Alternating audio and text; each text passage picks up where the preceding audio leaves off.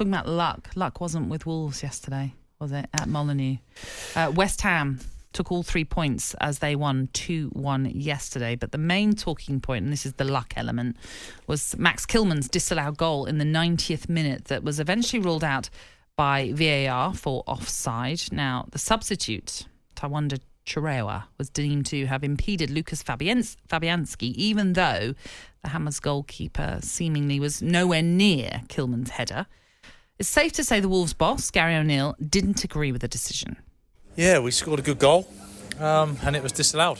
That's pretty much it. I know why. If your understanding and knowledge of football is fairly low, then you can reach the conclusion that is offside. I would hope that the officials working at this level will be far better than that to know better, especially with a screen and slow motion in front of them, and unfortunately they don't. I think David Moyes agreed with me, Fabianski agrees with me. I haven't spoken to many. I won't ask you guys because I don't want to put you on the spot, but I haven't spoken to many people that don't agree with me.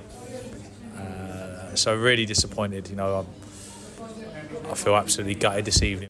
Okay, so that's what he had to say. And he's saying, in private conversations that he held with David Moyes, Lucas Fabianski, they both agreed that it was wrong to rule out that goal. Jamie O'Hara fully agreed as well with what Gary O'Neill had to say on the game day phone-in. Last second of the game, Max Kilman goes up for a header, scores, nestles it into the bottom corner, brilliant header from a free kick, from a set piece, and it gets ruled out for offside. Yeah. I understand the argument, I understand the rule, but Jace, that can't be a disallowed goal. It can't be. Fabianski's never saving that, never anywhere near it. He doesn't move. It doesn't even affect him. The ball's past him, and they rule it out. Wolves have been robbed again. They have had a lot of decisions go against them. They have had a few apologies given to them this season as well, Dean. What's your take on that goal that wasn't given? No, it's a goal. It's not. You can't disallow that. But Gary O'Neill, this is an accumulation of decisions that have gone against Wolves, I think. And everybody should look at him now. He looks a young, fresh, no bags under his eyes. That yesterday puts years on him. And I've been there. I honestly think, the lower down you go, like I manage Wrexham in the conference, and sometimes I used to say to my assistant Brian Carey before the game, "Who's the ref? Who's the ref today?" Because the referees, I felt 70% of the games are decided by the officials. Ridiculous decisions like you'd get. There was no VAR, but for me, there's someone stood in front of the goalkeeper, who's doing his job to stop the keeper coming for the cross, right? That without fouling him. Kevin Nolan used to do it for fun. He used to stick his backside into the keeper without, so he'd get away with it. The cross has come in, 4 yards out, middle of the goal. Max Kilman's got up, headed it back where it come from where the corner, into that corner. Keeper's got no chance of saving it. So, by the letter of the law, he stood in front of the keeper. But there's a grey area where, has he got any chance of saving that ball, no matter what? And the answer's no. He can't disallow it for me.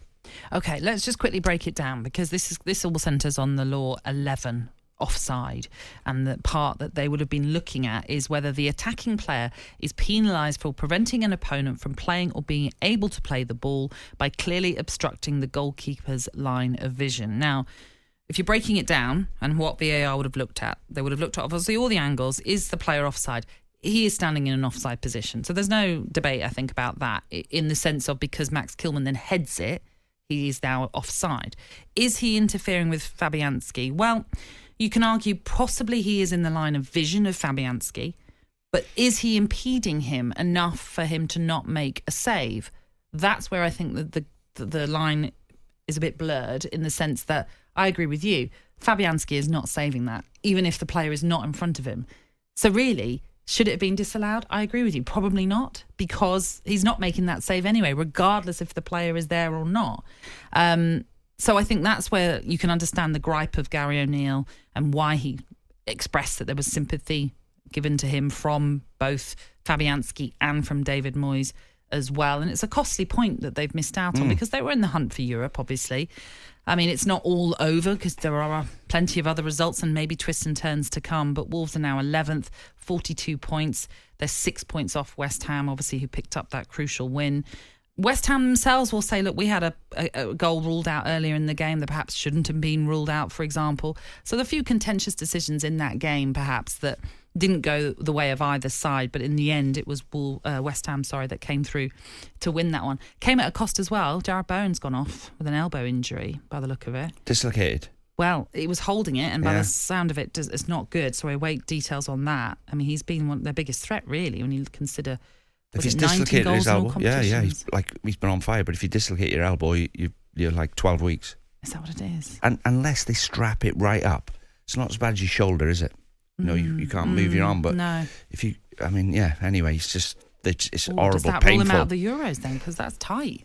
12 weeks. Well, if it's properly dislocated, to get that, you have to reset it again, and put it in plaster. I'm not an expert, but yeah, and we don't know. It might not be as serious as that. It might just be a bad knock that was just too painful to play on with, for example. But he did have to go off I think it was in the second half. So a bit of a blow for them, especially as they've got their Europa League tie with Bayer Leverkusen coming up on Thursday as well.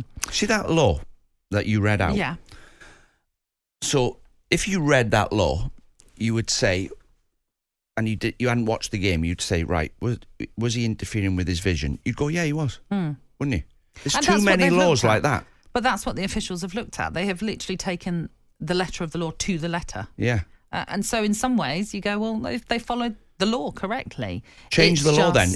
Yeah. If you can have a conversation like this about that incident, then the law's not right because it's not clear. And I'll give you another angle on it. Some coaches coach their team that, right, we line up for a corner, zone marking. If it's an outswinger that's going to get hit, as the ball's on its way out to the penalty spot, we all get out the 6-yard box. And if anybody's stood in there, they're players, they're offside. So when the header, exactly what happened, some coaches coach the teams to do that, relying on the officials to give offside to the player who gets who stood in front of the keeper. So I can understand the argument both ways, but he's never going to save it. But he's not. And just lastly on this, it's the thing as well. Fabianski can move. He can move slightly away from Chihuahua, who's in front of him, blocking his vision. So it's not like he's physically impeding him. It's just that he happens to be standing in front of him. And look, I did watch this on Match of the Day. They talked about it. It's a good point. What's to stop future goalkeepers just making sure that there's always an opposition player in front of them, as in making stand behind him. Yeah. So, because in my vision. They're in my vision all the time, and hopefully VAR are going to make sure that goal is disallowed next time. That's the problem as well. But that is the problem with a lot of these laws, unfortunately. And as much as offside should be factual, there is an element of subjectivity to it because they're looking at it and going, well, is he impeding? Is he doing this? And that's what they've come to, their decision. Do you know what handball is? I don't. Been in football all my life. I still don't know what is handball. Well, I can tell you what handball is. In that particular game, Max Kilman had a handball, didn't he? And that was a definite handball. So that led to a penalty. That was. I know. That was him deliberately making himself bigger. He was, yeah, absolutely. But you're quite right. There are some moments in games where we're still going, that can't be a handball, but it's good. Yeah, but you know the difference between, quickly, do you know the difference between what Max Kilman done and then when someone gets hit point blank range in the arm? Absolutely. The refs can't work that out. No, I agree with you. Okay, there was a 6-goal thriller at Villa Park. We're going to talk about that one next. On AM, on DAB, via the talkSPORT app and on your smart speaker. talkSPORT.